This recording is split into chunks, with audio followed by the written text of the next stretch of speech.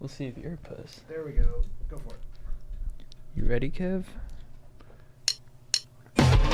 What's with deep? Going deep.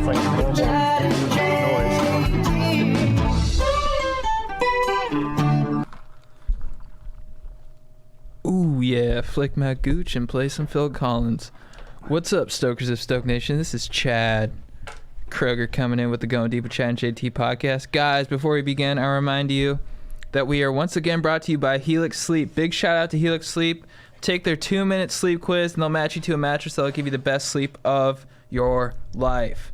We're serious. So find your perfect mattress at helixsleep.com/go deep. We're also brought to you by the legends at Manscaped, keeping your trims pubed, looking after your hog. Use code GODEEP20 manscaped.com. I'm here with my compadre, Jean Thomas. What up? Boom clap, Stokers. And we're here with the Shmole daddy, the lawyer, comedian. The lawyer, comedian, legend, Kevin Fard. What up? What up? Dude, do you... Dude, nice what up. You're a hairy guy. Do you manscape? I do manscape. What is the manscape? Is it a little razor, like a little, looks like a beard trimmer? They have the Lawnmower 3.0, which is like a beard trimmer. That's what I for your use. Pubes. Yeah. I mean, you want to tell you technique? Yeah, let's hear it. So I get a specific one. You know, I get the one with the cord in it because I find the ones that don't have a cord in it. I'm not saying anything about Manscaped, but they lose power over time, and you want it to be plugged in, right? So it has full power. If you lose power, you can hurt yourself because then you start, get snagging. You see what I'm saying? Yeah. And I'll tell you this. I'll just be honest with you. I use the same trimmer that I use on my face for your balls. We've talked about that. Yeah, we've talked. Yeah. But I manscape down there. I'm a very hairy guy. You got to keep it nice and trim down there. Yeah. What's your sort of? That's my technique. Well, your technique and then your preferred look, or you're a married man too. What's your at the beginning of the pandemic? You know what look? I did? I went full bald. I don't recommend Did you that. really? I went full bald just well, why not? Yeah. We're gonna be on lockdown a little longer. I didn't really like that. Yeah. But what'd your wife think? She doesn't comment on it. I don't think she says anything. So she saw full bald. She didn't say anything. Would you rather she noticed? That's a good question. I don't know. I don't really care. If she did compliment it every once in a while, to be honest, it would be nice. But I don't receive those compliments. Maybe we're gonna have to talk about that when I get back. That's good communication. Yeah. Interesting. But you're a hairy guy overall too. So I'm you used to do a bit about being hairy at Las Vegas, like in the pool there. Oh yeah. Fortunately, that bit didn't go anywhere. But yeah, you go to Vegas and you go to the pool, and everybody you see in the pool is just this hairless god. Like when you're MTV Spring Break. When you're working out with your all your hot buddies in Orange County. Yeah, you're the only one with body hair, and then all of them are just they have the bodies of a Greek god, and they have no body hair. That's not real. It's real. They're real. They're real hairless. Like they have no hair. I don't think they shave their chest. No. Well, I think so. When you go to Vegas, a lot of these guys are not being real. And a hairy chest. A lot of women like a hairy chest, right? Yeah. I hope so. But then you go to the pool, and I look like a bear in the middle of the pool because nobody else has hair. And then you start going, do they like this? If they do like this, like, isn't one of these girls want a man, like a real man? Yeah. How do you stay confident in the pool when you're having those thoughts? I don't stay confident in the pool. It's just it gets you down. Yeah. Well, I was trimming my chest hair for a while. And then I put up a story where I'd let it grow a little bit, and I was in the bath, and people were like, "Ooh, nice chest hair," and they were really into it. And I was like, "Wow, that's." I thought it was the opposite. So I don't know. Maybe you just stand strong, and you're like. Definitely before 24, it's cooler to not have chest hair, right? Because I don't know. But then as you get more older and manly, I think the hair becomes like Pierce Brosnan. It's cool. Yeah. Well, I used to when I was in high school. I used to nair my chest. Me too. I was so shamed. My dad walked in on me with bloody nipples. Do they still use nair now? Do you put that thing on? So inefficient. One of the worst products in history. I naired my chest. Sorry, nair. Because I was embarrassed. Because everybody just made fun of me for being hairy, growing up. Just you're hairy. No, I And hear And you. you grew up in Northern California, right? Yeah, and then but now I've Chill people up there. chill people. Are they chill up there? I mean, yeah, it's sort of like Southern California. They just said hella. That was the thing, and then it's the same. You don't thing. say hella. I don't say hella. I don't know if I did say hella, but I don't. I think you did. Do they still say hella? I haven't lived there for a long time. I think they do. They do. I don't say that. I think in Seattle it's pretty huge, hella. Hella. And when I was in Yeah. college, a lot of Seattle kids were saying hella. And I think a lot of NorCal kids were so beaten down for saying hella that either they were like super proud and they would say it every sentence, or they would just like totally took it out of their repertoire. What were you like in high school? I was pretty much a bad at. No, I was pretty much the same, but this kind of personality in high school is not the What do you mean? People This, don't- what do you mean by this kind of personality? I'm sort of annoying. Get under your skin, things like that. I'm a little weird. I'm a weirdo. I'm not afraid. People don't like weirdos in high school. This so, is very charming, though. Thank you. But I played sports. I wrestled. I was a wrestling captain What made Yeah. you captain? because I was a natural born leader, alpha male. Yeah. I could inspire the troops. So is that to me is the part that probably got underneath people's skin. Did you refer to yourself as an alpha a lot? Because you still do that. Not really. I mean, my high school was a little weird. There was a group of cool kids, and I knew them. Well, the problem with that stereotype, there's a group of cool kids. I never thought they were cool kids, and I still don't look back at them and think these guys were really cool. I knew them because I played sports and stuff, but I never really hung out with a lot of people. It's sort of like that's where the comedy stuff comes in. You sort of feel like an outcast, and then you go to the comedy clubs. But then you still go to the comedy clubs, and you still feel like, even though you're talking to some people, you're sort of wandering These around. systems reproduce themselves everywhere. So I found myself usually sometimes I would pretend to hang out with them, but I really wasn't into it. So I just The cool drilled kids? myself. Yeah. Just drilled yourself? Yeah, I drilled myself. I wasn't really. I was just the weirdo. I like your weirdness. Yeah. Were you always confident in your weirdness? Because you stand tall in it. I don't know if I would say confident. I wasn't I was just I just was. What about did you have good luck with the ladies? No, I mean I barely talked to a woman until I was 22. Really? Well, when did you lose I your did talk virginity? I lost it late, 21 ish. Nice. I think. And then Was it a good experience? No. I was I was pretty much blacked out. It was it wasn't a bad experience. It wasn't traumatizing, but it was. Did you 69? No, we didn't 16. Who would have the confidence to do that their first? That would be pretty. Your first time? You're 69. That's awesome. Who proposed it? Was it fun? Yeah, it was pretty awesome. Good. Did you? I think I proposed. I don't know. Were you I didn't know what watching I porno? was doing. I was like, yeah, Well, I think you still love 69 though, don't you? yeah, sorry, Mom. But yeah, it's one of my favorite things. Oh, really? Your mom's gonna be happy you love it. Oh, thanks, Mom. You know the worst part of the 69? I'm not a 69 connoisseur, but you got that thing right in your face. Yeah, That's the worst part. Is that the best part for you? That's the best Yeah, part. yeah. No, not the a-hole. Is sort of right up there too. That's yeah, okay. I like yeah. I like the stink. Dude, Yeah. dude, I I'm mean, I a think that's dirty pretty animal. badass. I think that's pretty badass. Dude, that thank you. Nice, dude. That Now, means a lot. I have another question. For So, Chad.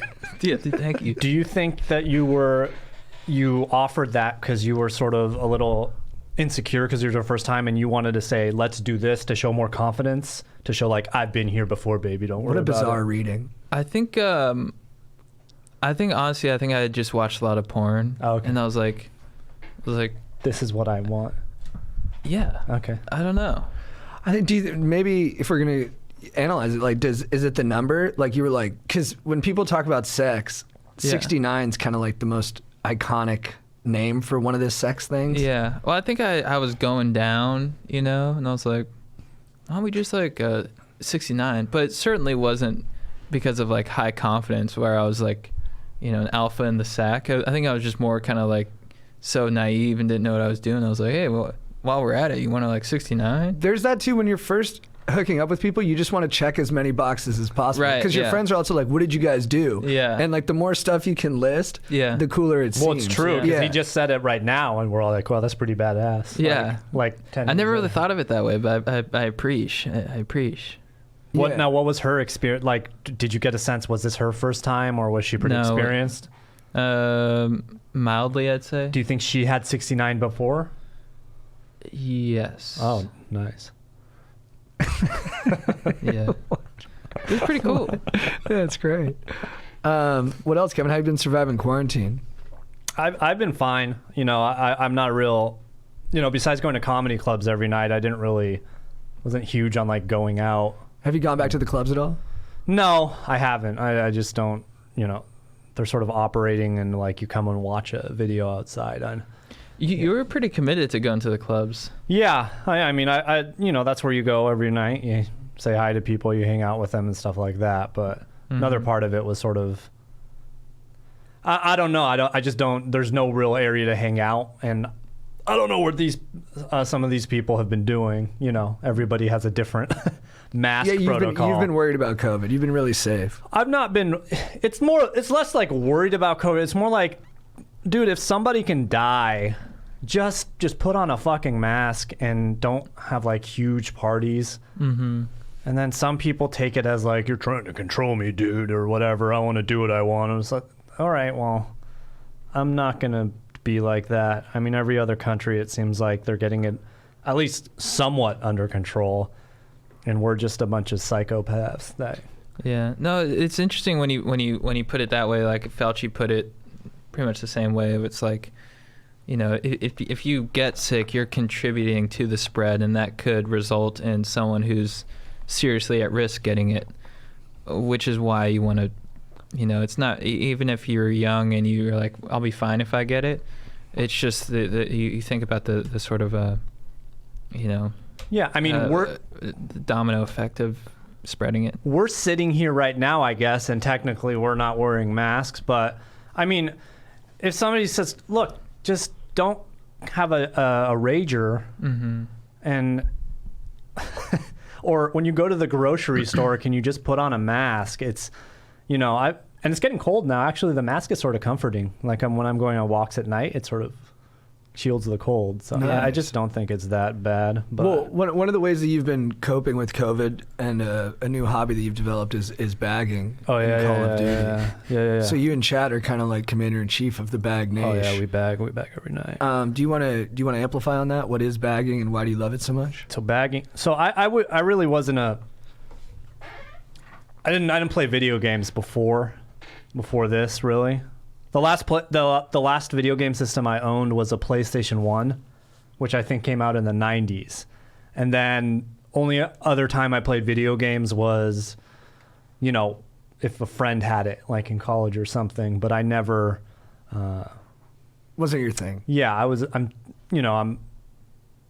found it to be a waste of time, you know, what nerds do. That's what I thought. But then the pandemic was coming, and I happened to be in Best Buy, and I saw like one or two Xboxes left on the shelf, and I said, "This might be a wise investment." And you know, I've been addicted to Call of Duty and Halo for the last like 6 months. You've gotten so much better at Call of Duty. The way Yeah. you started versus where you are now is like a night and day kind of transformation. Well, it's because I haven't played video games before. So it'd be sort of like if you gave a man a dong for the first time in his life, and you've had a dong for 20 years, and you've been drilling yourself. This is brilliant. And then you're like, oh my God, you're so much better at drilling yourself. You figured out new way to do it. You're watching Made it porn. about masturbation. And of course, you know, this guy just got his dong. So I just got my video game dong, if that's what it is. So there's so much there. So keep going. Wait, but I want to know, do you think some guys are better at masturbating themselves than other guys? I've never thought about it that way. Of course some guys are better at drilling themselves than others. No, it makes perfect sense. You're absolutely. I've just never thought about how some guys are better at masturbating. I felt like everybody. Yeah. If you come, we're all the same level of good, right? Yeah, I guess. But I would like to think that some guys are just horrible at it. How? So what do they do? But I'm not talking about. So there's my brother. My brother said he's okay he said he always loves when I talk about him on the pod, and because I said something vulnerable about him last week. When I first caught my brother, he thought it was because it was called whacking off. He was whacking. I was like, dude, calm down. I was like, circle on. So you taught your brother I'm to drill himself? Joking. I didn't actually grab his dong, but I did step in and just be like, hey man, there's a drill coach. There's a better way to do it. Nothing wrong with that. Yeah. Well, he must be honored that he had your tutelage. Since Oh my God. Like a real peak masturbator who was a prodigy. I mean, I started super young. Oh, you were a drill instructor. Bobby Fischer of hitting that. Well, here, let's get into no. Yeah. This is a good. So I'm not talking about techniques. I'm a lotion guy. I like it to be a smooth process. A lot of guys tell me they're dry. I can't understand that. Now, that's like, a conservative versus liberal. I understand you have a different philosophy, and I think that's okay. So when I say you're bad at drilling yourself, that's not what I'm talking about. Sure. But I imagine some guys are just awkward with it. They just stroking More unevenly. Can we get that for the camera? Just what is it? just No, like sorry. you have to be a rhythm to it, but they're just like, what do I do here? They're not into it. It's like how I'm uncoordinated. bad at strumming guitar. I just don't have the wrist for it. And I'm natural. Can you keep doing that? Yeah, can you keep going? Just How many dicks does he have? What is this? What is this? What is this thing right here? What you know what I'm saying? Yeah. Now I don't have proof of this. I don't watch my friends. I don't study their drilling techniques. I don't go on the street and ask people, how do you drill? Useful clarification. But I would assume that some people are better at drilling themselves than other people. No, I think you're right. All right, so you've just gotten your dick back, but you're playing Call of Duty, and you've gotten a lot better. Yeah, I have gotten a lot better. Well, this is a game where, you have to go out and kill people. And I'm a natural born leader. I'm an alpha male, and I'm learning. I'll never be as good as these I would nerds say that have been you've playing. progressed so much. My KD, the kill death. What's your rage? It was really bad at first, but I've been inching it up. So I was like at 0.20, which was really bad. In the Apparently, dumpsters. I'm up to 0.65 now. That's which is still, if you're a huge nerd, you still think, oh, that guy sucks. But I'm trying. But I am waiting for the day. Do you consider yourself nerdy at all, or no? No, I'm a complete badass.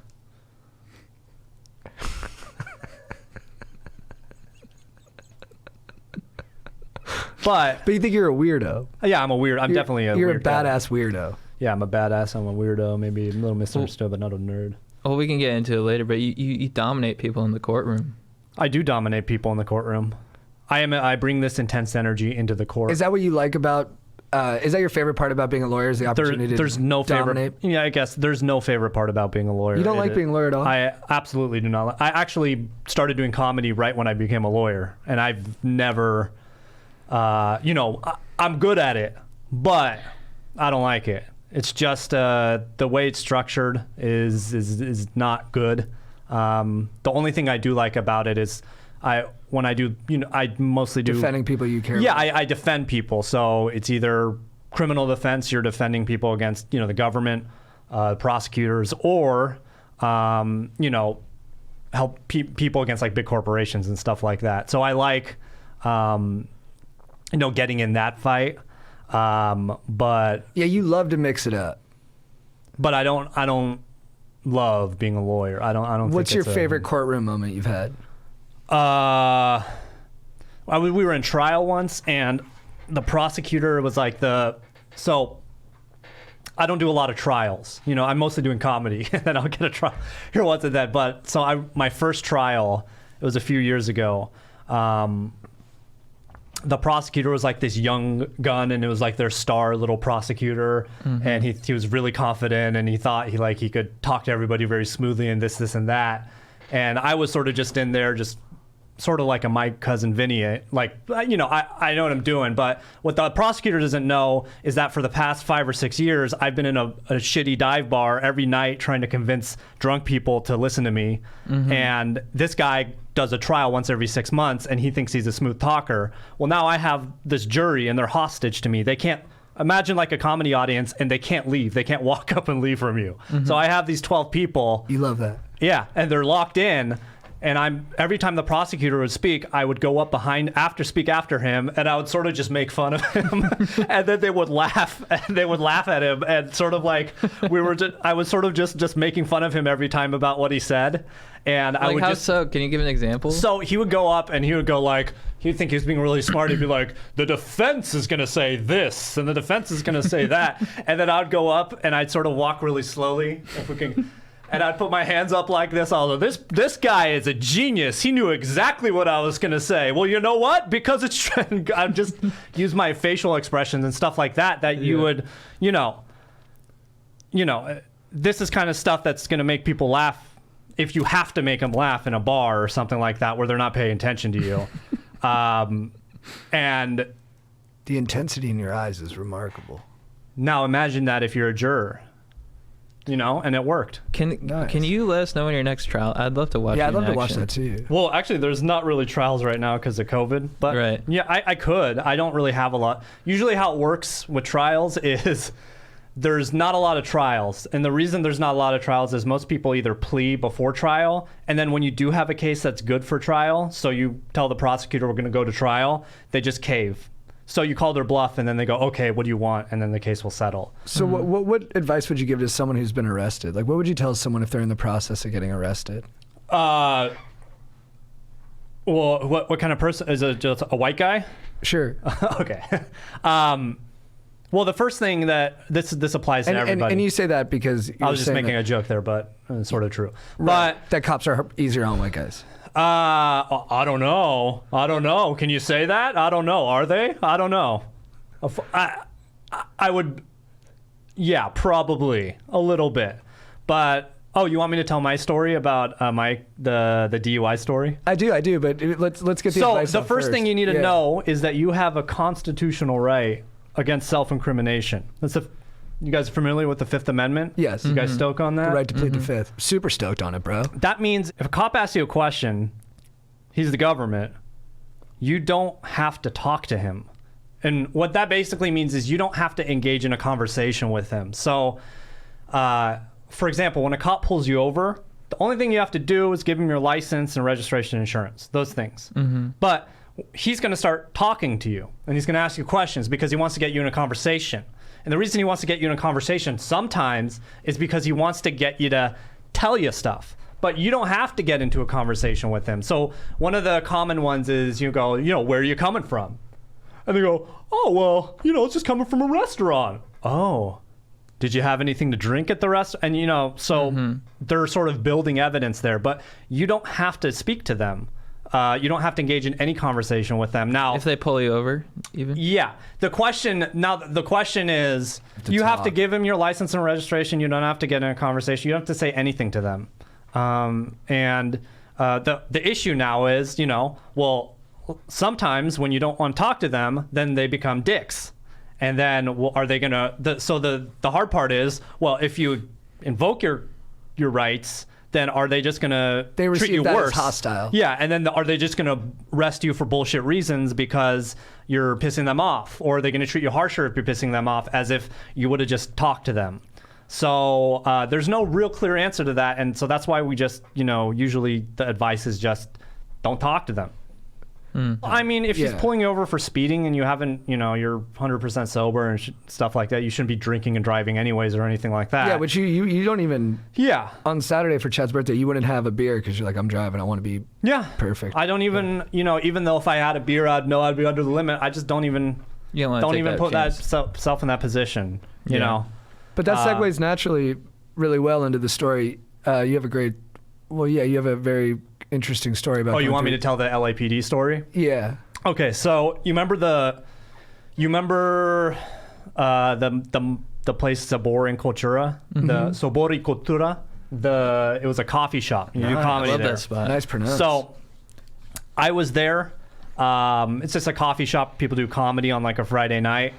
Bunch of nerds there. I go in there. I bring the alpha male energy into there. Nobody likes it. Bomb. Oh, you don't know how much I've sacrificed myself. You do have very confrontational. Yeah. My dad loved comedy. it. Yeah, I love it too. Yeah. I think it's hilarious. That is true. It is hilarious. Yeah. An open mic audience will sort of just be like, "What the fuck is going on?" Well, no. But sometimes you got to do that just to get their attention. Oh yeah. So Went there. I think I had if I was there, I would get it's a coffee shop, so you buy something usually. So I probably had like a green tea.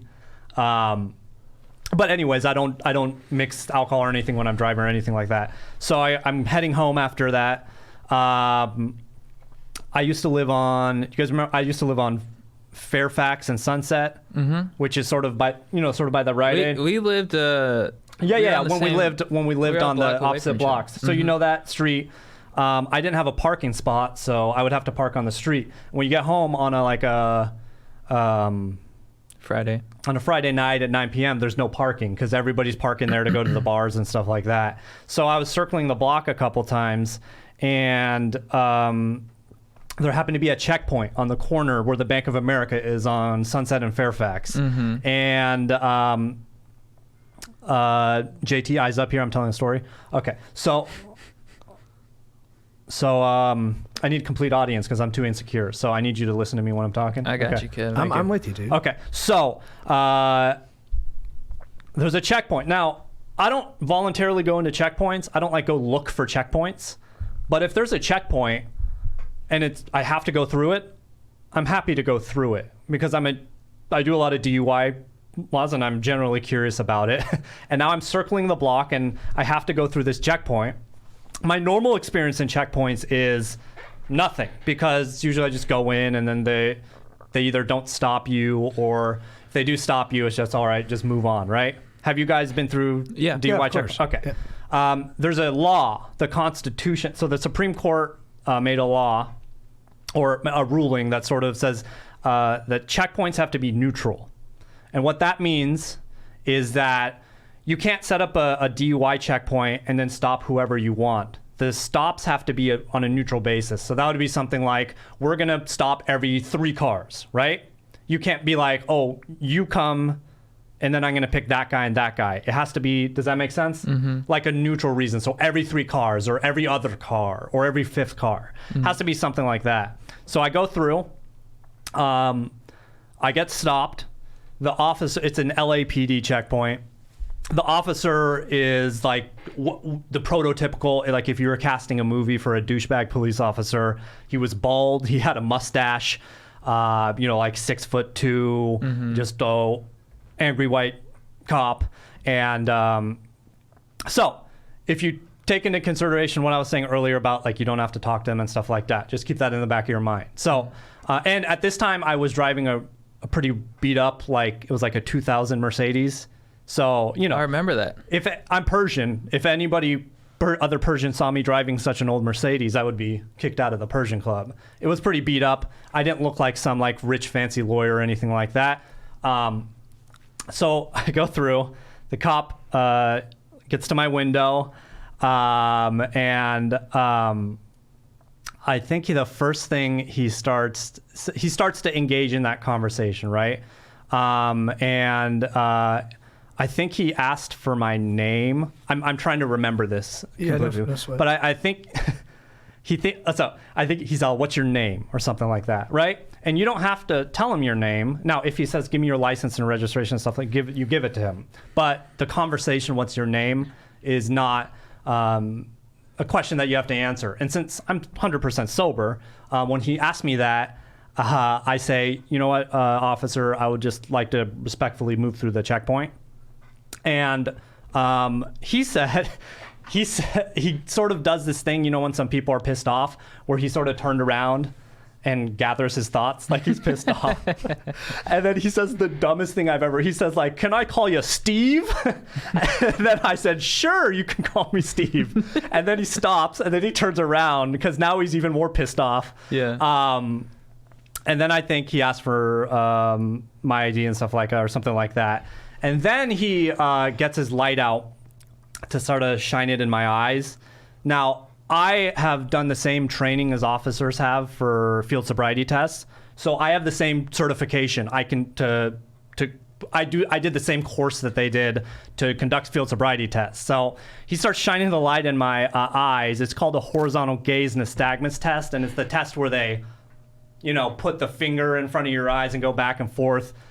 Not the most scientifically accurate test. when I was trained, you're not even supposed to do it when the person's in the car. They're supposed to be standing up. So whatever. So as he starts to shine his light towards my eyes, I close my eyes and I turn it away from him. And I tell him, you know what, officer, I don't consent to this test.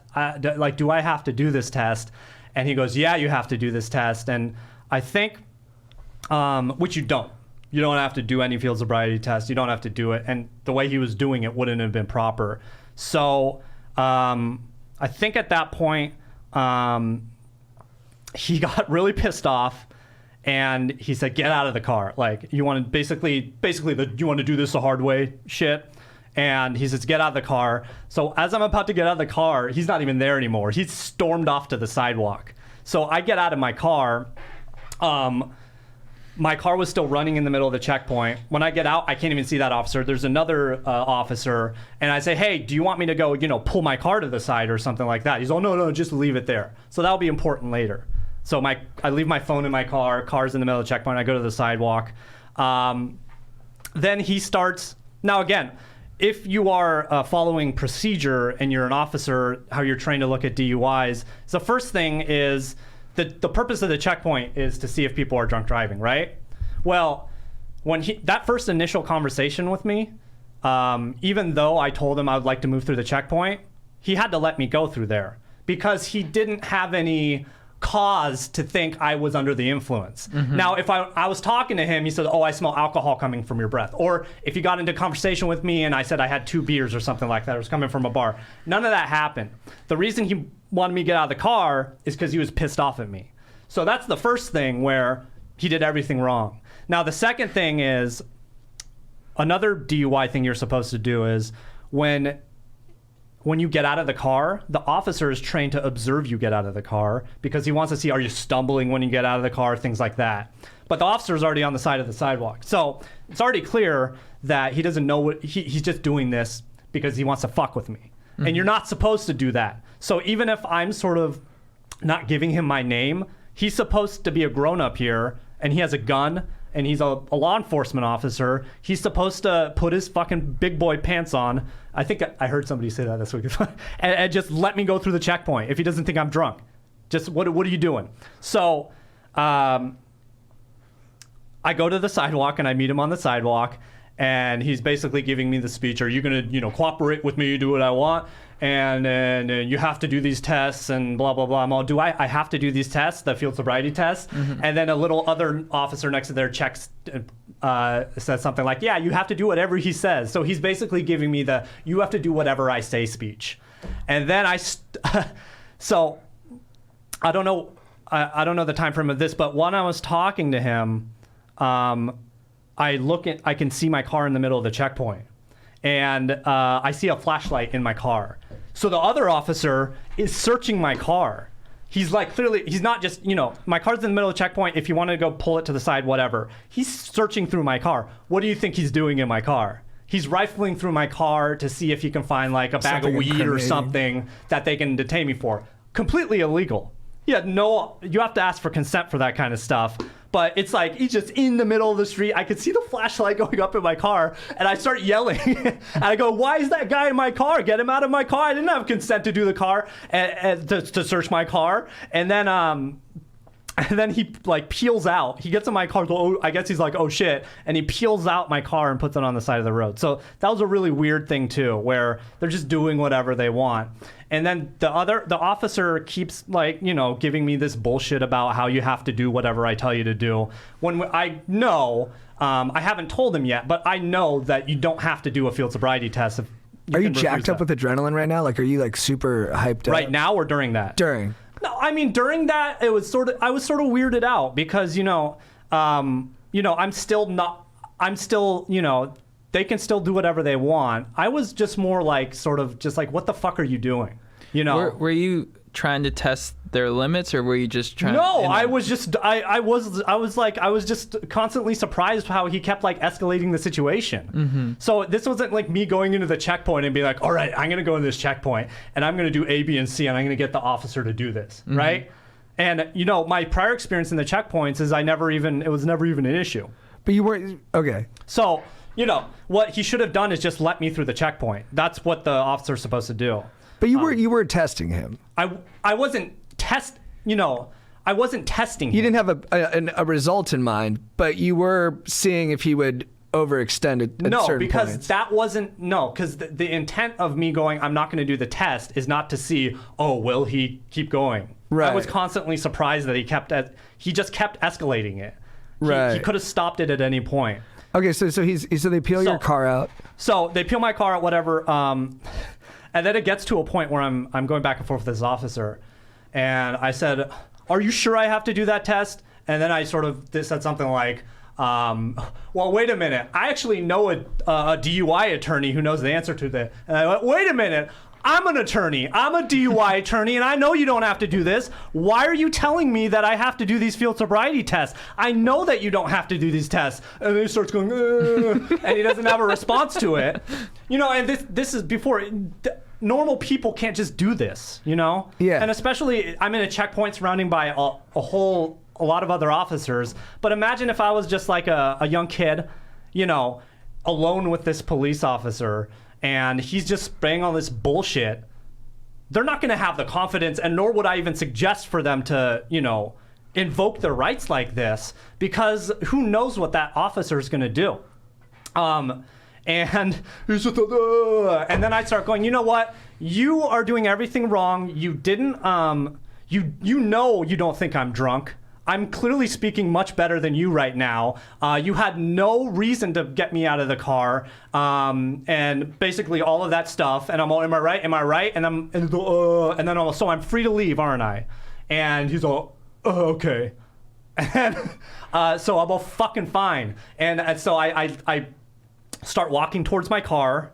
What I didn't know is he still had my license with him. So I start walking towards my car, and I guess the supervisor sort of heard what was going on. So the supervisor of the checkpoint, and he's a more like calm-mannered guy, and he's all, hey, what's going on? And I start talking to him. I say, hey, man, I'm completely sober. I'm actually a DUI attorney. What the hell is going on in this checkpoint? Like, this guy, you're searching my car, you're doing this, and that. And he's, well, trying to make excuses for him. The fucking officer comes, he has my license.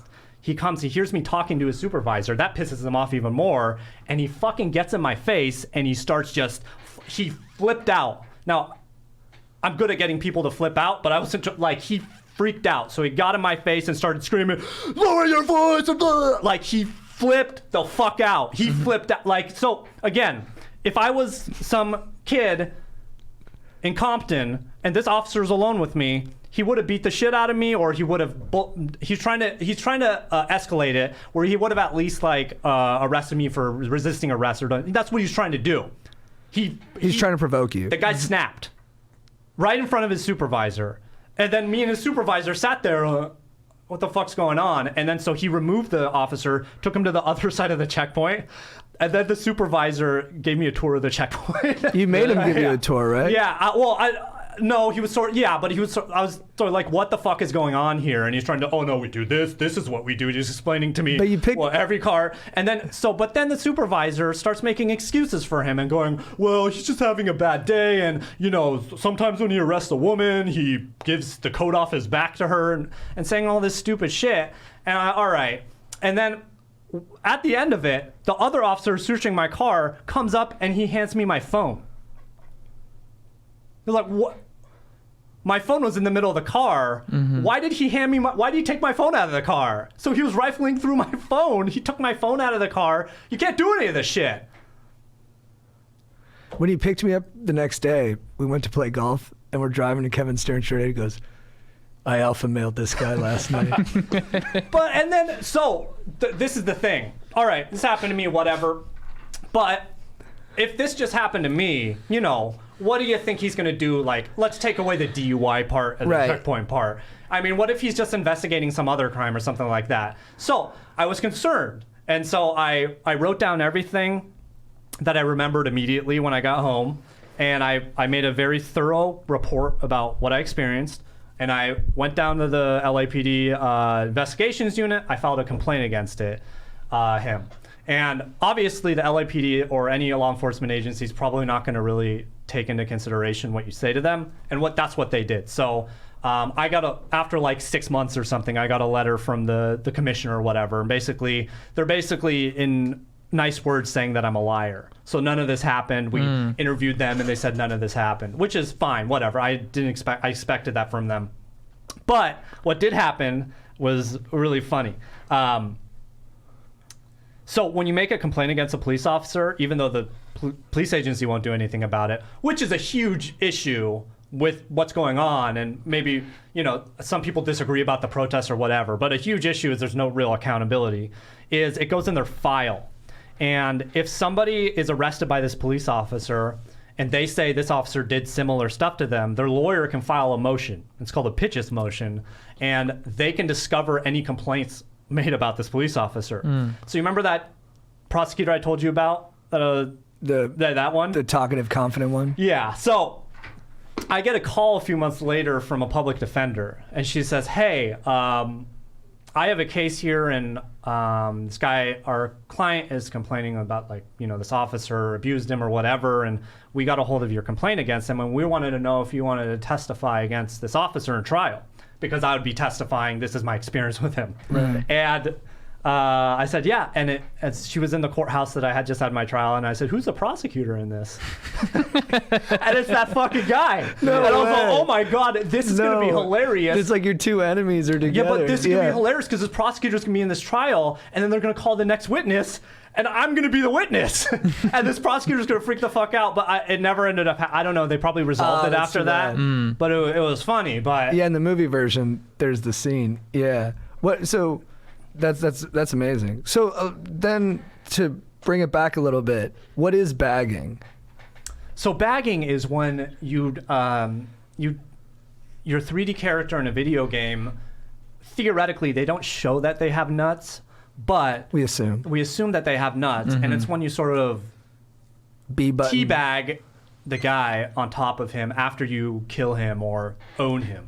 The best instance of when to do bagging is in Call of Duty when you down someone, because then your opponent is still alive and they're still watching the screen and they see you just dominated them, and you're about to dominate them even more because they're down, they can't do anything, and you're just teabagging them until they die. That's our favorite move. And I don't want to be overly confident, but I'm pretty sure we're the top baggers in the video games. We're not the best players, but nobody bags like we bag. Nobody focuses. Nobody's as creative as us with the bagging. Yeah, you had a really brilliant idea that Chad was describing to me for kind of what a peak quad bag would be. Oh, no. What we're trying to do now is we're trying to create a situation where we'll bag each other. So it's sort of like a bag orgy. So we'll go inside of a house and just start bagging each other when we know somebody's hunting us. When they have a bounty. And so what's the arrangement? Is everyone on the same floor? No, well, we haven't done it. We haven't had 4 people. We've only been me and Chad so far. We're trying to get you and Strider on board. But yeah, Right. our ideal situation would be, so the guys walk into the house, they see me and Chad bagging. And you guys it's don't even awkward. fight back. No. So we- it's yeah. it's the bottom floor of the house, right? They break in expecting us to shoot at them, but what do they see? They see me lying down and Kevin just bagging me in the face. Yeah, and what we would want is for it to be sort of awkward. But the problem we're having is right when they come in the house, they just kill you before you can get the full bag. They never appreciate the bag. But our ideal goal would be they would walk in, they would see us bagging, get weirded out, then kill us, and then go upstairs, and then just encounter more bagging. And upstairs. Strider and I are bagging. Yeah, you guys are bagging. Right. And they just have this image in their head for the rest of their gaming lives. Yeah, it's undoubtedly going to be the weirdest thing they've ever experienced. So I mean, it's a lofty goal, but we never say never. We're positive and we're stoked for it. Yeah. Nice. And basically, I mean, after hearing that story about the LAPD, you've been kind of bagging people in your legal career through your alpha maleness. And wrestling, you're big into domination. Yeah. I like dominating people, Yeah. both physically and mentally. Yeah. Thank you. Is that a compliment? No, yeah. Observation. I mean, because I first showed Kevin bagging in Halo when lockdown first started. I was wondering who showed who. So, Yeah. This is the story. Bagging was always within us. And I think when I played Halo a long time ago in college, bagging was a thing. And then me and Chad started playing Halo. And then he's all, dude, let's bag this guy. And I'm all, bag this guy? I'm all, oh, my. And then we started doing it. I'm like, oh, of course. Bag? Why haven't we been bagging the whole time? So he dug down into my like soul. Yeah. Because I lost that part of me. No, I don't think it was that far gone. And then ever since then, it's just bagging. Well, I mean, you took to it so deeply. I mean, I get texts from him every day. Bag? Question mark. Yeah, that's sort of our language. The language. We're talking about loads a little more now, but yeah. I wanted to get into that because even though you're an alpha male badass, you're vulnerable about your loads. I'm an honest badass.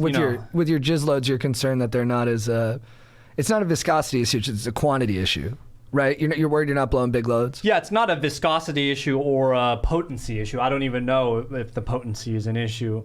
What I've noticed in my life, and I don't know if some people can relate to me, is that, and I don't know, I wasn't measuring my loads when I was a little younger, but I believe my loads have gotten smaller. Now, I'm not talking about, obviously if you drill yourself 5 times and then your load the next day is not going to be... You shoot blanks. You're not going to... I'm talking about just a normal... So we'd have to have a control, Like, hey, don't drill yourself for 2 days, or drill yourself once today, and then what's your load? Just drill yourself once. You see what I'm saying, if we're going to get scientific about it. I think my load size has decreased. And not only has it decreased, but my range, so what would you call it? The velocity, what's the physics term?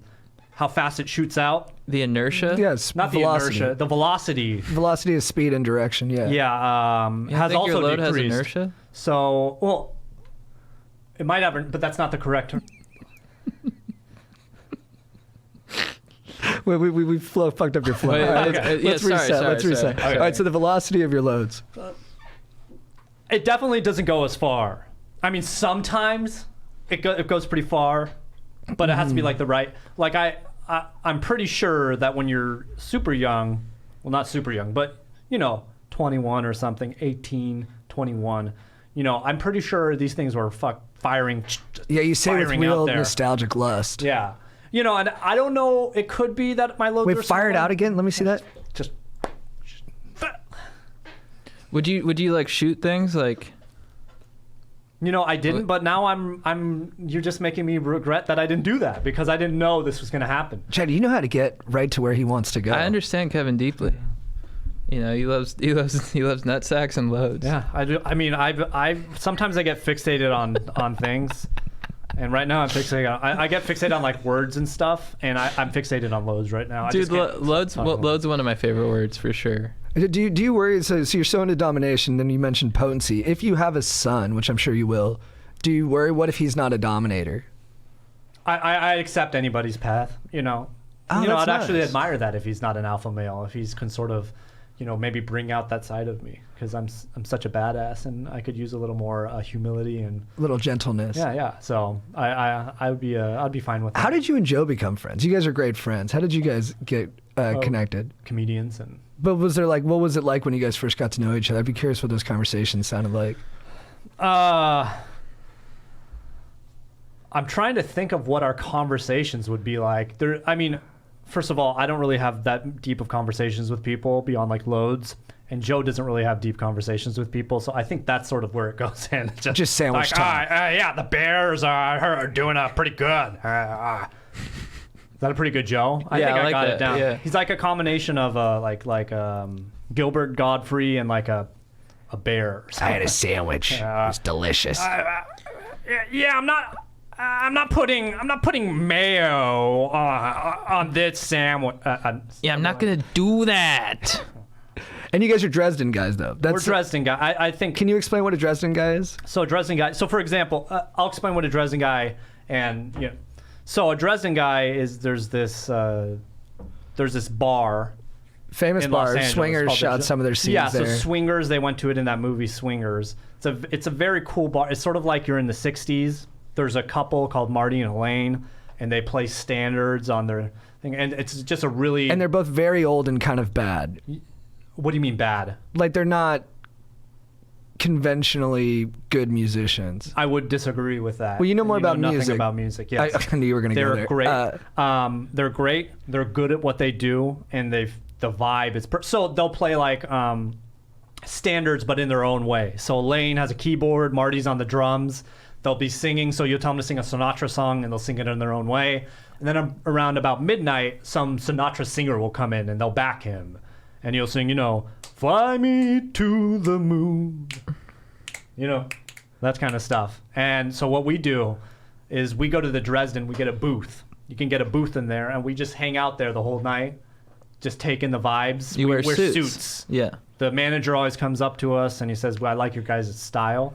We wear suits, and we just have a good time there.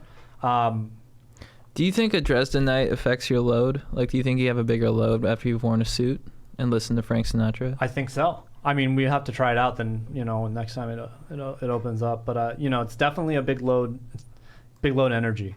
Even though if we don't have big loads, it's big load energy. JT's not a Dresden guy, but we don't like. It's not a negative. It's not like he's the problem with a JT is that he doesn't conform. I mean, he doesn't want to wear a suit, and people don't want to wear. We have another friend who we invite him, and he says, "I'm not going to wear a suit." We say, "Okay, then don't come." I should wear a suit, but you're so pushy about it. I feel I get contrarian. Yeah. What if he wore like a tuxedo T-shirt? That's cool. I mean, just wear a suit. Chad's a problem solver. You just try to like make to stuff imagine problems. Semen, nutsack. Sometimes it's nice to just one wear more. You got one more thing than Sometimes it's nice to just wear a suit. So we call ourselves the Dresden. So the Dresden guy is like me and Joe are Dresden guys, which means we don't mind wearing a suit, going in, just having a good time in that environment. And now you've planned a trip for all of us for early January, and I think you want to do a lot of mushrooms. You're a big mushroom guy. I think that everybody should at least have to do mushrooms once in their life. Have you been interested in things like peyote and all that kind of stuff? I would be. You know what I would want? I wanted to go down to Ayahuasca? South America and get a shaman and do ayahuasca. That'd be pretty cool. Yeah. It's the thing that mushrooms do is they sort of break down your ego. So especially for somebody like me who's a total badass and alpha males everybody, when this thing, it basically strips down your ego and basically says, hey, take a step back. You're a real piece of shit. Sometimes you're a puss. You're not, and then you go, oh, you don't fight it. You go, oh, okay. And you come out on the other side a little more compassionate every time. And I think it's nice. I think some people maybe in our, I think some people need it more than others. I would be very interested if we got Joe? Well, no. Yeah, I mean, I think everybody should, but. Well, what do you, what was I going to say? Because you view mushrooms as a teacher. Like, I remember when I told you I'd done some, immediately you're like, what did you learn? What have you learned? Okay. Yeah. Because the first part, you're going to have visuals, right? All the visuals and whatever. That's cool. But then the second part, that's what I'm talking about, the ego part. So one, your ego is broken down. What are you learning? Like, are you too much of a dick? Could you be nicer to people? Are you doing this, and that? And then so that's the part where it sort of teaches you something, and I guess it doesn't always happen, but. Well, I remember you did mushrooms recently, I believe in September, and you texted all of us saying that you loved us, which is rare from you. Usually it's a text about your love. I generally text everybody I love them when I'm on any. You told your wife you loved her for the first time on Molly, right? Yeah, I think so. In Vegas, I'm a tough guy. I'm a tough cookie to crack. So you gotta get deep in there, Well, yeah, and you had a one of my favorite weddings too. You had a wedding at Caesars, and you had an Elvis impersonator. My big issue with weddings are the speeches. So you go to somebody's wedding, and their fucking dad. I have to take an intense edible before any wedding just to like get through these speeches, because they're so bad at the speeches. Oh, you start off, and then the dad is like an accountant, and he'll get up there, and he gets the mic, and he talks for 30 minutes about them, and you want to just kill yourself. And I can't handle this. And as a stand-up comic, it's especially brutal. It's especially brutal. And then you could continue through the wedding, and now the best man has to give a speech, and this is now sometimes it's bearable, but mostly it sucks. And it's just a whole thing of speeches, and they're all the same speeches. Oh my God, you guys are so perfect for each other. Then a Bible verse, and then and it's awful. So I planned my wedding. My wife didn't plan my wedding. I planned it, and I made sure that it wasn't going to be boring, and none of this shit would happen. So we didn't have vows. We had Elvis read us our shit. He did a song. Put it in Vegas. Everybody has a good time in Vegas, right? You go there. It's like a vacation, and then you happen to go to a wedding. And then that's it, right? Yeah, and you told us all about the $20 sandwich tip. $20 sandwich, and it worked. And you got a sweet out of it. I got a sweet. But you did your sister's wedding, and you had a great. You redid "Shallow," right? Yeah, I'm pretty good at weddings, and I sang a song for them, and it was. What tip would you give to other people who have to give speeches at weddings so that they don't fall into this kind of cliche first of trap all, that you're talking about? First of all, know what your skills are. So if you're not funny, then you don't have to go up there and do a roast. Just keep it short and simple. Keep it under 3 minutes. Just short and simple. Nobody wants a really long speech. And every wedding is everybody said the same thing 100 times, right? So unless you have like a funny story to tell, maybe a funny story, like maybe about the groom or something. I've seen it work, but it's usually just very, very bland. So I think they should just cut out most of the talking in the weddings and just get to the dancing. I think they should just get to the dancing. Yeah. No more vows. I've never heard a vow that I wanted to go, I want to hear one of those again. Like, who cares? Who cares your vow to them? Yeah. You're getting married. We understand it. We're here to drink. We spent a lot of money to come here. I don't care. I understand that you guys love each other. You're getting married. Is that too harsh on weddings? No. I mean, I've liked most of the speeches at the weddings I've been to, or for the most part. But I might have been. My friends are pretty good at it. Yeah. Okay, and maybe because you have a personal connection with them or something, you have a little more of a soft side. That might be what it is. I just think the wedding should be more entertaining, Right. And less, and a woman. Fireworks. Oh, that would be pretty cool. But That'd fire me up. a woman might think of this. The girl planning her wedding might think of this a little differently. And this is the wedding, and this is when we express our love to each other. What other bells and whistles can we add to spruce up your generic wedding? Oh, I've got one. yeah. Zip line into the altar. That's cool. That is. So I was at a wedding, my friend's wedding, and I thought of this while I was on edibles, like during the speech. But it was in a wooded area, and I thought, what if they had some guy dress up as Sasquatch and just be in the background, and then you'd be watching the wedding and you go, oh my God, is that Sasquatch?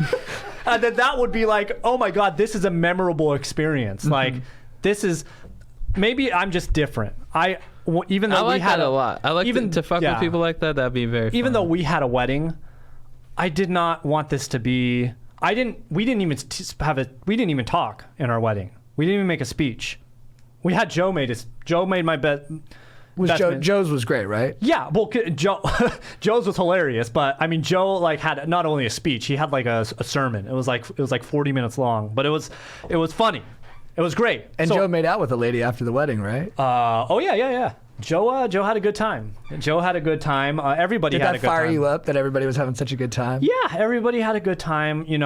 Joe made a speech, but then my wife's her dad made a speech too. And he kept it short and simple. He made like 1 to 2 minutes. That's it. Did you ask him for permission to get married, to propose? No, I didn't ask for permission. Okay. That's not what an alpha male would do. I think it's sort of stupid because, what if they say, he wasn't going to say no, but I'm like, could imagine the scenario where like, okay, well, he says no. Then am I just not getting married? So I think it's sort of like a stupid question to ask. Because it's a false question. Yeah, it's a false question. And I don't think I think he would have he was more concerned with me actually marrying his daughter than asking permission to marry his daughter. So I just didn't really feel that was necessary. Do you have a good connection with him? Yeah. Relationship? Yeah, we get along. That's cool. That's fine. Chad, do you have anything else you want to ask him before we get into ads? And then questions? Oh, do you have listener questions? Yeah. Ooh. Yeah, I don't know. I mean, I just love talking about bagging so much, but I think we covered it. You think so? Covered it. Well, I don't want to speed past it. I mean, this is like a vital part of This has been our lives for Right. 6 months. maybe we have understated it a little bit. Maybe Look, the whole Call of Duty thing. I mean, again, I can't wait to get back to normal where I don't have to play video games, and I'm hoping that I'm not going to like be playing this anymore after it's done.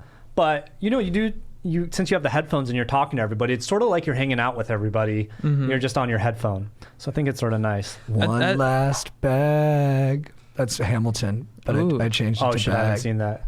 That kind of makes me sad that once things go back to normal, you won't bag anymore. I feel like there will be some Maybe we'll bag once in a while, like for memories. like a Sunday Yeah. evening, right? Just a regular bag time for the boys. Yeah. we could. I mean, never say never. Well, but Chad, you weren't aware that Kevin was planning on not bagging anymore. Yeah, you kind of just broke my heart. Does that sort of upset you? Yeah. Okay, well, I'll keep some hope alive. All right. I'll keep some hope alive. It's okay. Do you think you'll be able to let go of bagging that easily?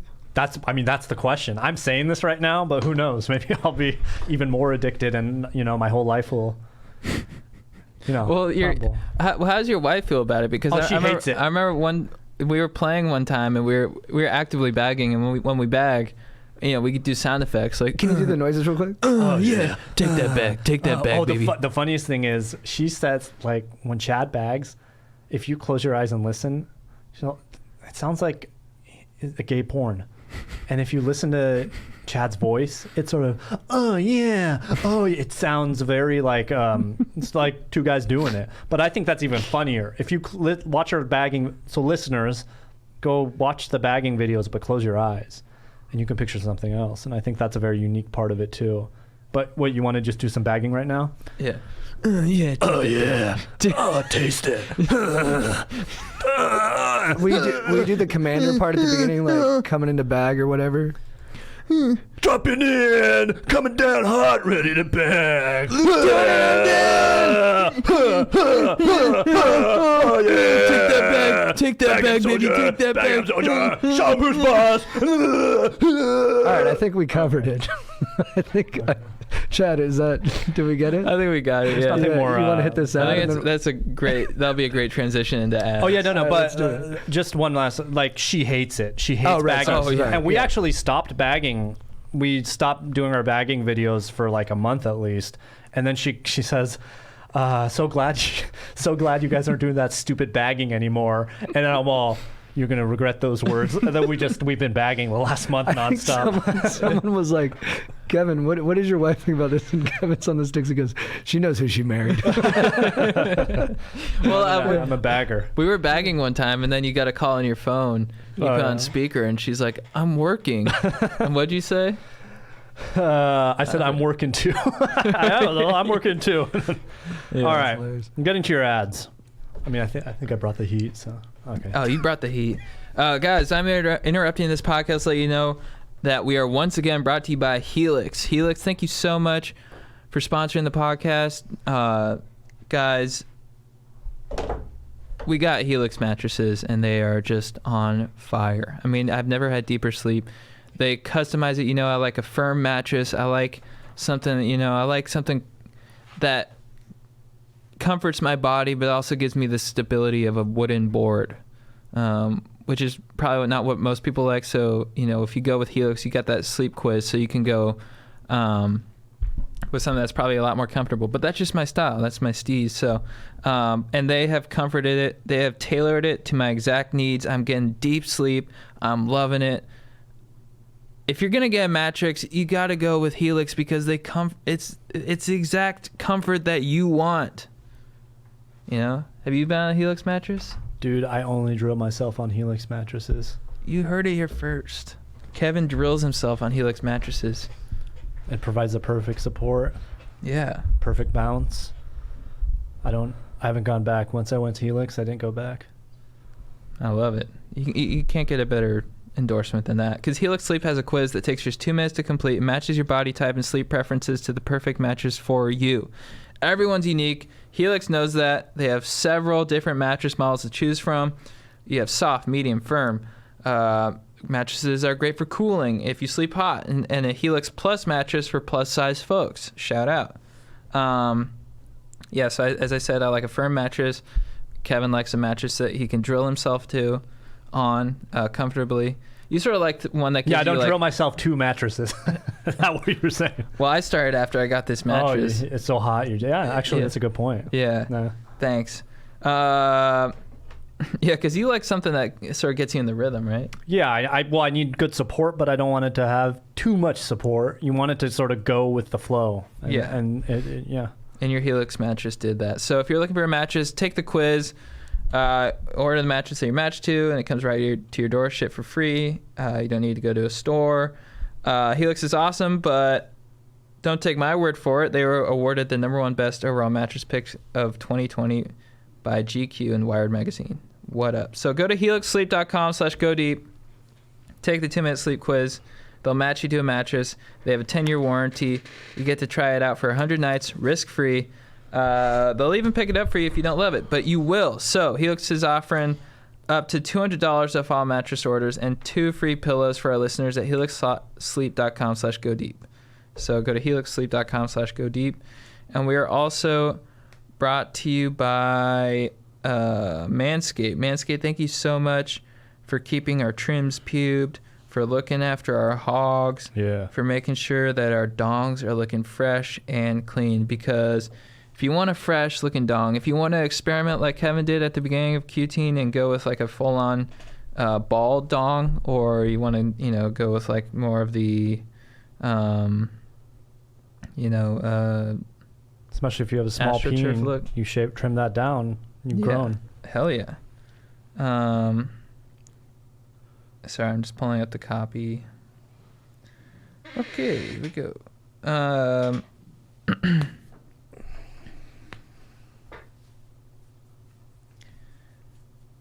So support for Going Deep comes from Manscaped, who is the best men's below-the-belt grooming. Manscaped offers precision-engineered tools for your family jewels. Jingle balls to the walls, fellas. Listen up. Untrimmed pubes are a thing of the past. It's time to gear up and get yourself the gift of shaving this holiday season. I'm talking about the Manscaped Perfect Package 3.0. I mean, this has the Lawnmower 3.0, the Crop Preserver ball deodorant. You get like those nice Lycra shorts. The Weed Whacker for your nose. I mean, the Perfect Package 3.0 is the best holiday gift, and don't sleep on it. You should get it today. And the products smell good, guys. I mean, your manly scent is attractive and will help maintain the mood when you're into some, love making. Yeah. What up? What up? So get your brothers, get your dads, get your dogs the best gift of the century, which is the Perfect Package 3.0 for this holiday season. Use code GODEEP20 at manscaped.com. Get 20% off and free shipping with the code GODEEP20 at manscaped.com. GODEEP20 at manscaped.com. And we also have with us here today some Small Dong Rosé, which will be available soon. It's a rosé for the man without shame. And that's our own product. This is not somebody else. It's Chad and my face on it. Yeah. So check it out, guys. It looks pretty cool, and I'm sure I haven't gotten a chance to taste it yet, but I bet it's gonna be good. Yeah, and it's gonna be available soon. Drink it with your lady. Appreciate your small dong together. Awesome. Yeah. And then all our shirts and stuff, Small Dong shirt, whatever, chagosdeep.com, shopcgd.com. There we go. All right, let's get into some questions. What's up, my dogs? Basically, I used to rage super hard in high school and at the beginning of college. However, now I want to focus more on my future health and happiness, and I'm doing very well at getting after that. But whenever I hang out with my friends and they start to rage, I don't really want to drink, and I'd rather get after it sober. But at this point, it is so expected of me to black out by 9 p.m. and spend the rest of the night streaking down the freeway, climbing flagpoles, peeing in mailboxes, and such. I don't know how to tell my friends I just don't like doing that anymore without sounding like an absolute renob. I still like to have fun, and obviously I do so, but without alcohol or weed. I just don't know how my friends will accept this new me. Let me know what you Stoke Lords think. Thanks, boys. Peace out and fuck Puzio. Shout out Hog Squad. You know who you are.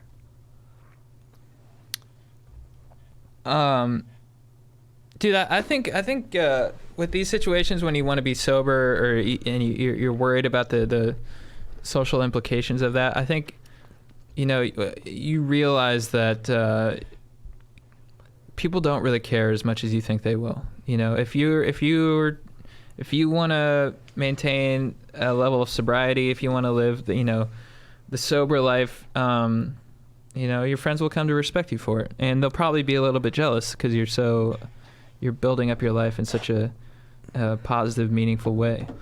Yeah, dude, I never get, I'm always, if one of my friends is giving up alcohol or weed, I'm like, oh, that's badass. Yeah. I get kind of amped, and it's nice having a sober person around. You don't want everybody to be too effed up. It's nice to have a person who's got it together. So, I'm with Chad. I wouldn't worry about it, man. I think everybody's going to be amped. But we don't know this friend group, so if that doesn't work, I think he needs to take the power back. And since he says his friends are all blacking out, right? He needs to assert himself and draw a dick on his friends when they're passed out. With a Sharpie. Yeah. You know how you used to... Did you ever get that? Oh, yeah. Yeah. They drew a dick on you. So if they don't accept him, then he needs to assert himself onto them, and then they'll gain more respect for him and make them submit into accepting him for who he is. But I like your plan first. Just be with, maybe they'll accept him for it. I like that. I like that too. All right, so dudes, new listener of the pod here. So far, I haven't heard any questions from women, but y'all are some really solid Stoke dudes and the exact kind I need advice from. So here goes. I met this bro through work, vendor, client kind of sitch, and got a crush. Turns out we're the same age and went to the same out-of-state college, but have a lot in common, good convo, etc. Eventually we start texting, and then suddenly we're talking all day long, having hour-long FaceTime calls a night, flirting, etc. After 2 weeks of this, I find out he has a girlfriend. Ooh. So when he texted me next, I just said, I know you have a girlfriend. What we've been doing isn't fair to her or to me, so I'm bowing out of this situation. His response was satisfactory, but didn't leave me very stoked. We're still working on this project together, so it's a little awkward, but as a chick, I can tell you guys this. They always come back. It may be a few weeks or months from now, but eventually he'll try to talk to me again and address the situation. So I'm wondering what you guys think of this whole thing. I'm trying to figure out if he's horrible shitbag guy who I should never give the time of day again, or if you guys think he could be chill but got carried away. If you think his feelings for me were even real or just douche behavior. Look, I think you did the right thing. I think your response was pretty spot on. And yeah, I do think he's a douche, and I do think he'll be back, but I think you just have to keep him at distance, because as long as he's got a girlfriend, it just won't work, and he's being a douche. So, and even if he doesn't, I don't know if you want to trust a guy like that. So, I don't know. I know it's hard not to think about people once you've had that kind of intimacy with them, but just suffer through it and get to the other side and just find a better guy. I like that. I agree. He's gonna, I want to wait for him, because once he gets with you, even if he's broken up with that girlfriend, he's just gonna do the same thing to you. So you need to. I have an idea for something that she can do, which I think you'll like. Draw a dick on her. Draw a dick on. Yeah. Draw a dick on him. That's one option. Also, invite him to play Halo. Betray him, which means you kill him, friendly fire, nice. and bag him. Yeah. Nice. Okay, here we go. Boom, clap, Stokers. What up, Chad and JT? Impossible. What up to the relationship guru Strider? And maybe if you're lucky, to the legend Uncle Joe. I'm not going to beat around the bush here, fellas. This email may be a lengthy one, but the boys and I are in desperate need of advice from the Council of Stoke right now. It's actually not that long. So recently, one of my buddies and his girlfriend broke up, and we figured the situation would be awkward because my buddy and I have a solid squad of around 6 to 8 bros. The ex-girlfriend had a good squad of chicks, and we were all pretty close. We later come to find out that the awkwardness was the least of our concerns. One of our boys has been hanging out with the ex-girlfriend much more than he used to. This act alone may not seem like it requires a call to action, but this is not the first time we have noted this kind of behavior from the defendant. We are all sophomores and juniors in college and have noticed similar stunts being pulled since freshman year of high school. Altogether, we counted 5 women that he has tried to hang out, hook up with immediately after a breakup. Ooh. The defendant is not a Shmole by any means, but this is some unquestionable Shmole behavior. What do you guys think would be the best way to go about bringing it up to this guy and ultimately stopping? We don't want to make an enemy here, but we need to let him know that swooping in on vulnerable babes is definitely not the move. Your wisdom is much appreciated, and the boys and I would love to see more streaking in the name of Stoke. Peace. I have a question. Did one of his friends recently break up with her? Yeah. He says every time they break up with somebody, he's hanging out trying to get the scraps. Basically, is that it? Yeah, he swoops in on his friends. It's a pattern. It's a pattern. Yeah, five. That's a lot. Yeah, I would agree he's not a Shmole, because the Shmole wouldn't do that kind of things to, Shmole fucks with you, but this seems like a more disturbing pattern. Yeah, as the kind of king of the Shmoles, what I think you're judgment is I don't tops. think he's a Shmole because a Right. Shmole wouldn't do that to his friends. You know, a Shmole will slap you in the nuts for a good laugh, but to go after your heart like that, you know. That's not. And if he's doing this, are we sure he's just waiting till they break up? Or is he sort of working himself in while they're... Oh, when he's drunk, he's definitely saying Yeah. something like, I think about you, right? Oh God. You know, I think you have a bigger problem than a Shmole problem here. That's the expert opinion here. I think with guys like this, it's confronting them almost doesn't work because people like this who don't have honor will play the victim. And I'm really just projecting in the personal situations I've been through with guys like this. The thing that really happens is you kind of stay friends with them, but you just naturally drift. And over time, they kind of fall out of the inner circle because that's just, you don't want to have a close, like we all three of us, like complete trust on that stuff. And you have to have that baseline trust with the people you're closest to. So Yeah. I don't know how you do this really, but when I would look at him, I'd just be like, hey, we're friends for now, but in 5 years, I'll maybe go to your wedding. Yeah. Yeah, it's... with one of our friends' exes you're I'll dating. throw out a legal... Someone's ex. I'll throw out a legal term here, but it seems like it says modus operandi. Oh, yeah. So, I mean, if it was just a one-time thing, like there was a very famous story, you guys familiar with George Harrison, Eric Clapton? Yeah, Layla. Layla, okay. So, George Because I Harrison... know about music. Yeah, was married to...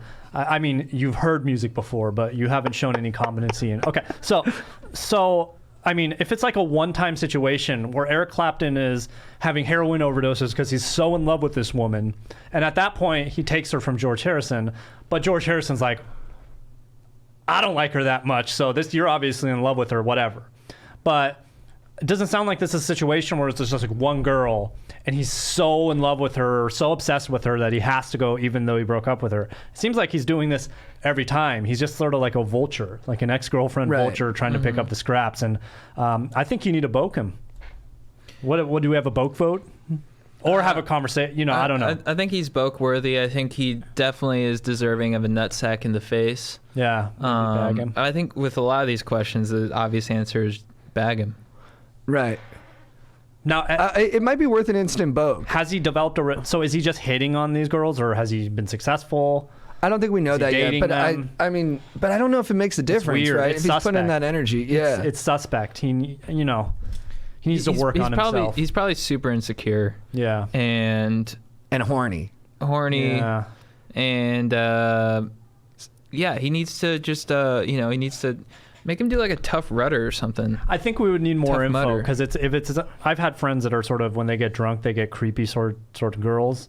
Right. But is this guy like actively like asking these girls out on dates and trying to like go get coffee with them I and think stuff so. like?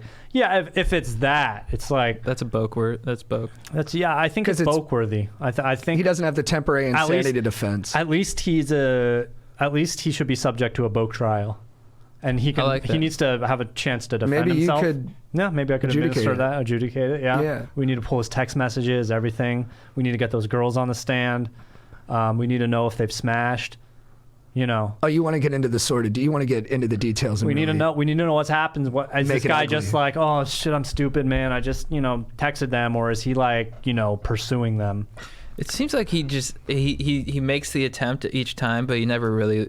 From the information he we have, never really hooks up with it. Yeah, we don't know. probably just because he's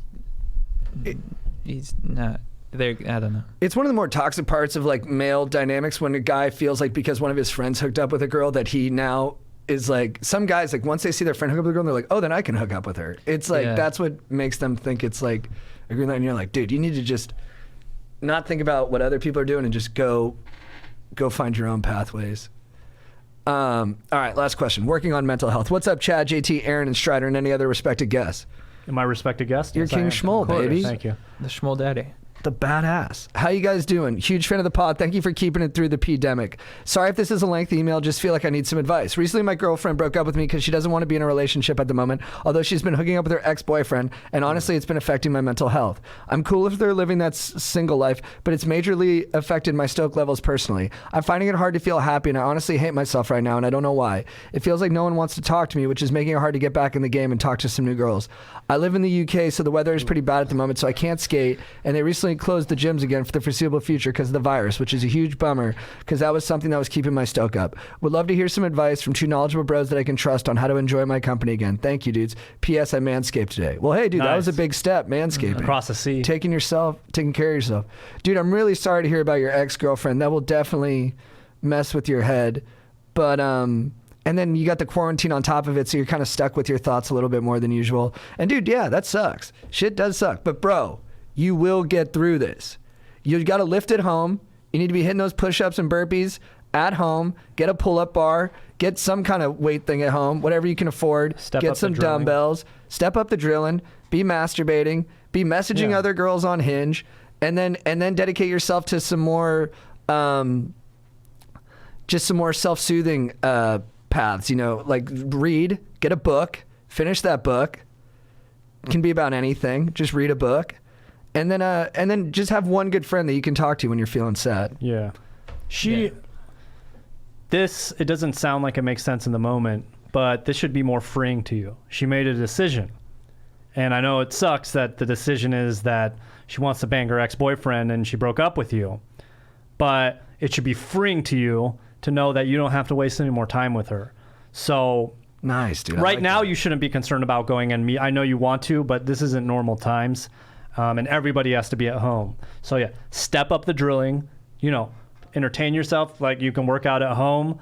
But she has made her choice, and that should be that should be the most clear thing for you.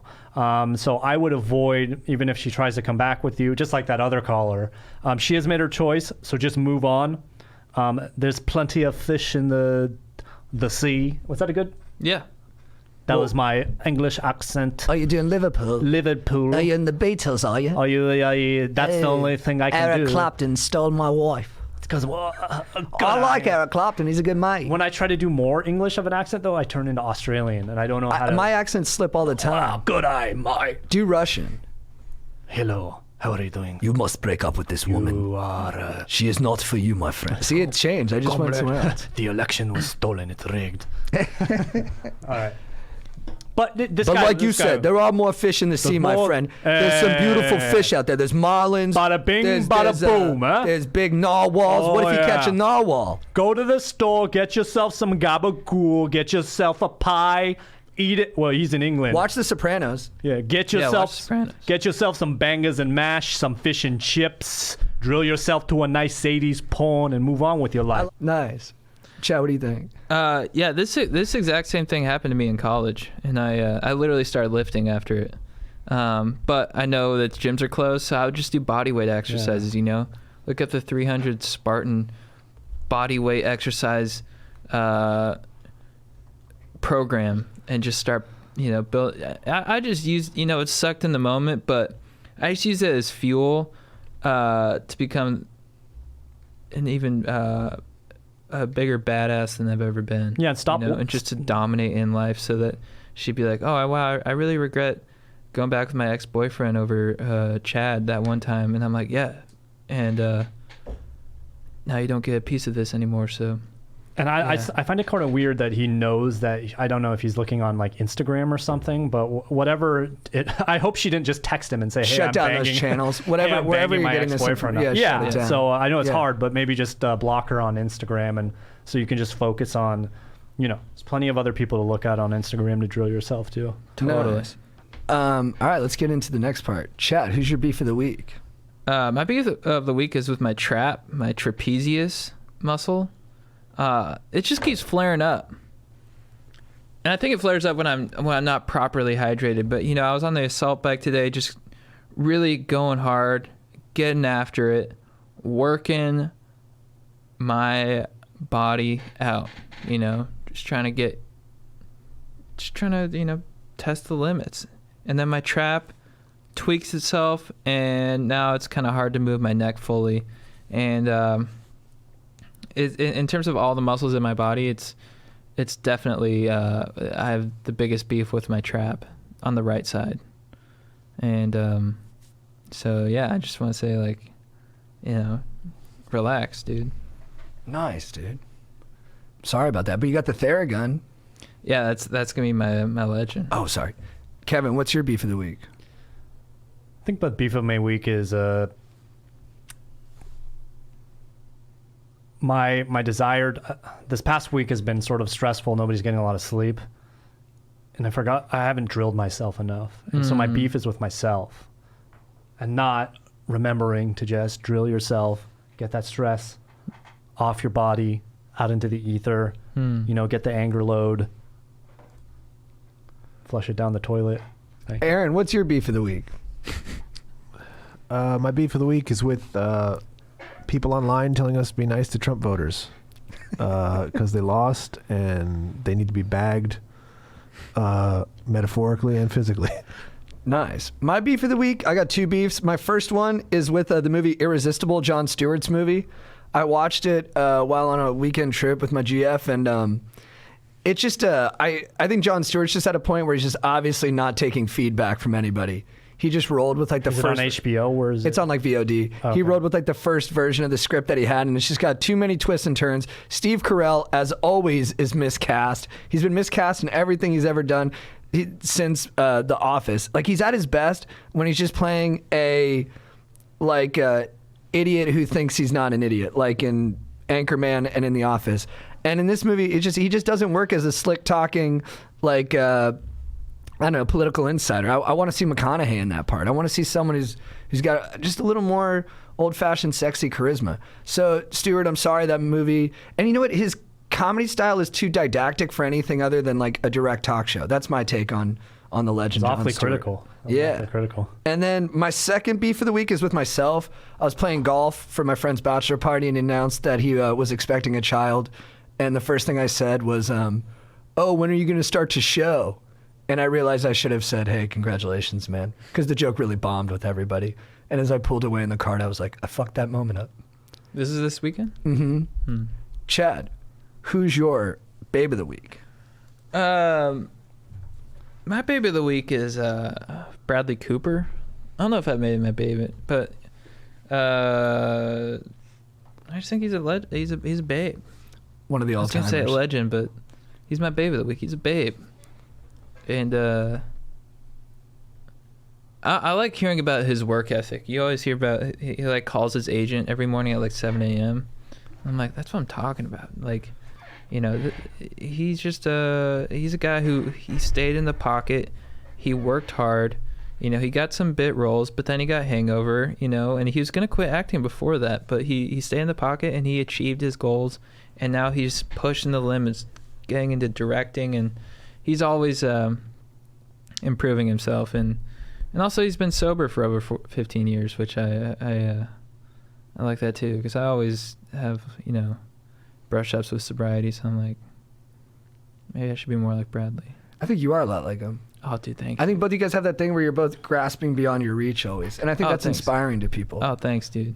And I mean, because when I saw Bradley Cooper in Wedding Crashers, I wasn't like, oh, that guy's going to direct like a Oscar caliber movie in like 15 years. It's going Yeah. to rock everybody's socks off. Yeah.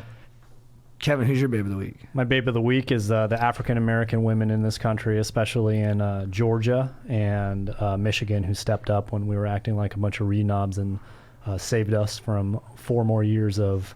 I know some of your listeners aren't happy with that, but maybe we can get out of this insanity in the next coming year or so, and just not be at everybody's throats with, just be bored with our politics sooner or later. So those are my babes of the week. You're an interesting guy I am an interesting guy. Thank you. because you're like the most at people's throats person I've ever met. Yeah, but I mean, the world's burning down. I mean, we need to just be grown-ups here, and I'm just annoyed with a lot of everything.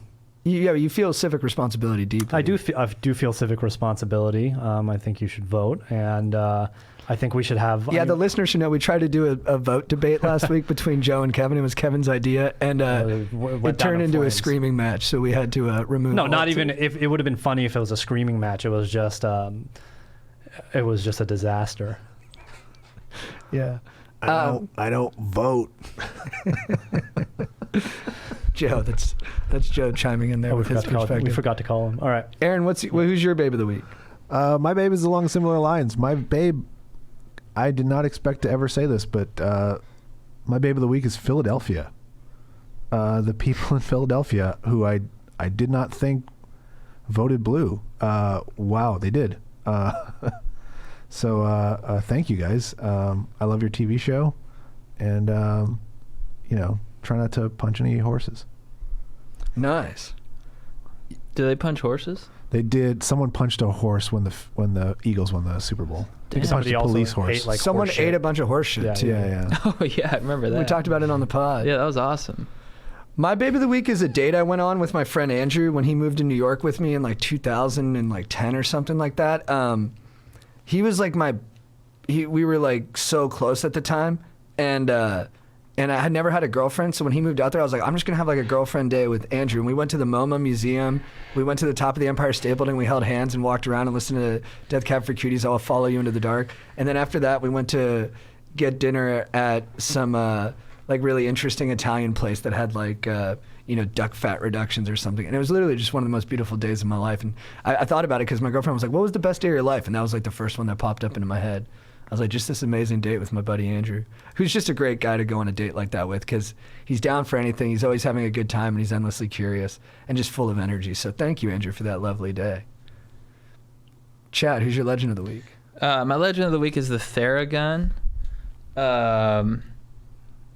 So my GF got me a Theragun for my birthday. And as I said earlier, my trap has been flaring up hard. And now I have this Theragun, which I think JT consulted her on a little bit too. Thank you for that. Yeah, she was going to get a telescope or a Theragun. And I was like, I love the telescope, but I think he'll use the Theragun more. I'll use a Theragun, but I do have a telescope in my sights too. But I think Theragun nice. for this moment was much more useful because I have moments like today where my trap is flaring up and I just gotta, Theragun it out. And I can actually show you guys what it is if you don't know what I'm talking about. Go, baby. Chad's going to get his Theragun right now, guys. Oh, the thing that looks like He's a got dildo? it. Yeah. Yeah. Does it look So- that much like a dildo? Yeah. I mean, that looks like some kind of dildo contraption. Not a dildo, but a vibrator. Yeah, dude. I mean, can you imagine if there's a dildo on the end of this? That would. There could be a dildo Can I on see the this end of guy? that. That'd be pretty awesome. I mean, not for me. Oh, wow, that's nice. Kevin, who's your legend of the week? My dong. I don't know, my dong, because it's going to pull through this week. You know what I was saying about my dong earlier? It's going to pull through. What, your load? Yeah, my load, I guess. I don't know. I didn't get these. You guys didn't tell me we needed all this. Oh, really? Yeah. Oh, my bad. So I'm just thinking these on the fly, but yeah, my load, my dong, my load, just the whole package. Because I think we're gonna make a comeback this week. Looking forward to it, dude. Yeah. In terms of, you think your load size is going to increase? I'm not saying that having a small load, I don't think it's a bad thing in my mind. I'm just making the observation that it is. So who knows? I could have my load could be 10 times as potent as your guys' load. Aaron, who's your legend of the week? He's been my legend before. Unfortunately, we lost him on Sunday. It's Alex Trebek. I love that dude. He was Badass. one of the greatest game show hosts of all time, if not the greatest. Been doing the job for 36 years. Just made being smart cool. My legend of the week is, we're all about inclusivity here. And we've done a lot talking about small dongs. We got the small dong rosé right here. And it was nice. I was doing an Instagram live yesterday, and some young dudes told me that they felt empowered by us to talk about having a small dong, and it made them proud of their small dong. And I'm proud to be a part of that because I want people to love themselves for who they are and to know that they can achieve any goals they have, regardless of what they're bestowed with below the waist. But there's someone or a group of people that have been left out of this conversation, and it's the other side of the conversation. It's the women with big vaginas. With wide set, cozy vaginas, and that's how I want to talk about it is as a cozy vagina because I think that adds a positive connotation. So, ladies, I know sometimes it seems like we're so dude centric here and we're just talking about the dongs, but we're thinking about you guys too. And anyone with a big vagina, I want you to know you have our support. We are here for you. We love your big vagina. And we're here to fight for you too. And we'll see you at the finish line where we're all accepted in this beautiful pluralistic society that we're fighting for. So let's go. I'm with you, big vaginas. Nice. What's your quote of the week? My quote of the week is from one of my favorite movies, Moneyball. Oh boy.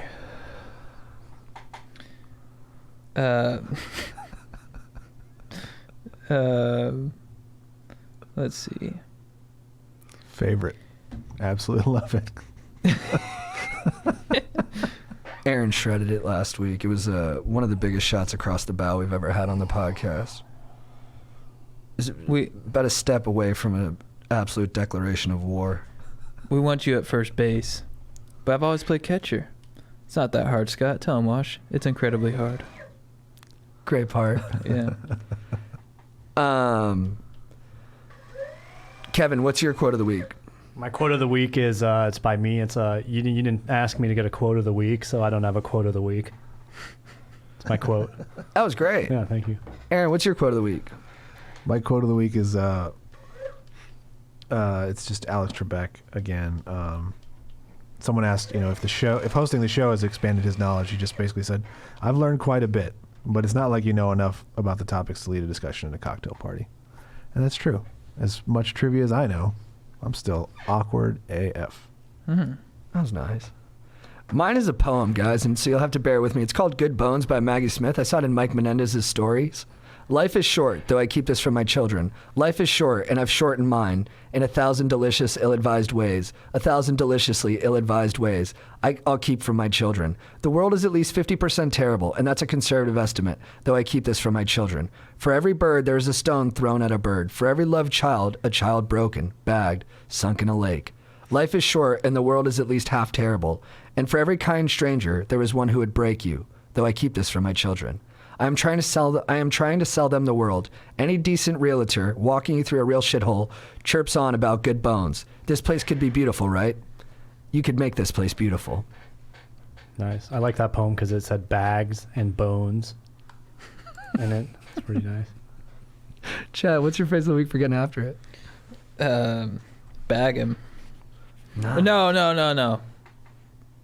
He's down. Go for the bag. That's it. It was a useful revision. Yeah. Taste it. That's yours? Yeah. And then Aaron? Man, I always have trouble with this one. Fuck. Something from Trebek? What is? Sure. I was talking to my super learned friend Dan Collins, who's brilliant, and he was telling me about some novelists that he'd been reading, and I forget the guy's name, but there was an Australian novelist who only writes with one finger, and he was doing an interview about it, and he was like, "I only write with one finger." So the aforementioned finger, that's how he described it in the second part of the sentence. I thought that was a lot of fun. It was like to live in a world of that total pretentiousness that it just comes flowing out of you like that is obnoxious and delightful. That's it. All right. Load. Dude, Shmole, thank you so much for Yeah, coming dude, you were out. tremendous. Yeah. Are we playing Call of Duty tonight? What do you think? Bag and heart. All right. Yeah. Stokers, thanks for listening. Aaron, thanks for manning the freaking whatever you call them, the buttons. The ones and zeros. Yes. The ones and zeros. Really ending it with a bang here. Yeah. See you later, Stokers. Get your small Dom Rosé. Load on. Thanks, Kevin. You were great, man. Oh, I know. Well, I could tell you were nervous at first, but you shook it off. If you need advice, these guys are really